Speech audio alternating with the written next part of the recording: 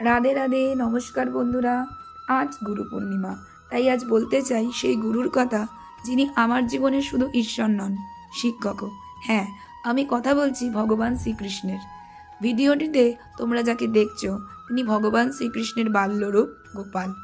এই গোপালের নিষ্পাপ চোখের ভিতর আমি যে শিক্ষা পাই তা কোনো বই শেখায় না, তা শেখায় জীবন নিজে। গুরু কাকে বলে? যিনি তত্ত্ব দেন? না, যিনি তোমার মনের আলো জ্বালান তিনিই গুরু। তুমি যখন নিজেকেই বুঝতে পারো না, তখন যে কেউ হাত ধরে বলে তুমি ঠিক আছো, তিনিই গুরু। আর আমার কৃষ্ণ, তিনি তো সেই গোপাল দিকদর্শক, যিনি আমাকে বোঝান ভালোবাসা মানে ভক্তি, আর ভক্তি মানে ত্যাগ।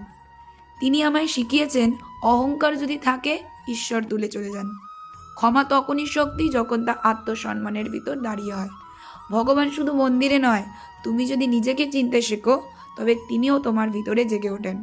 এই না হলে শিক্ষা, এই না হলে গুরু।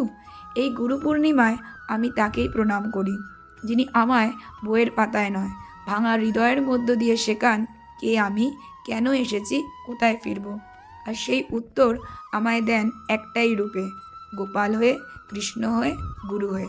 বন্ধুরা, যদি এই কথাগুলো তোমার মন ও হৃদয় ছুঁয়ে যায় তবে কেউ একজনের সঙ্গে ভাগ করে নিও, যে হয়তো আজ নিজের প্রশ্নে ডুবে আছে।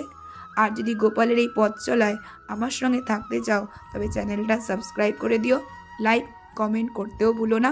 জয় শ্রীকৃষ্ণ, রাধে রাধে। তোমরা সবাই খুব ভালো থেকো।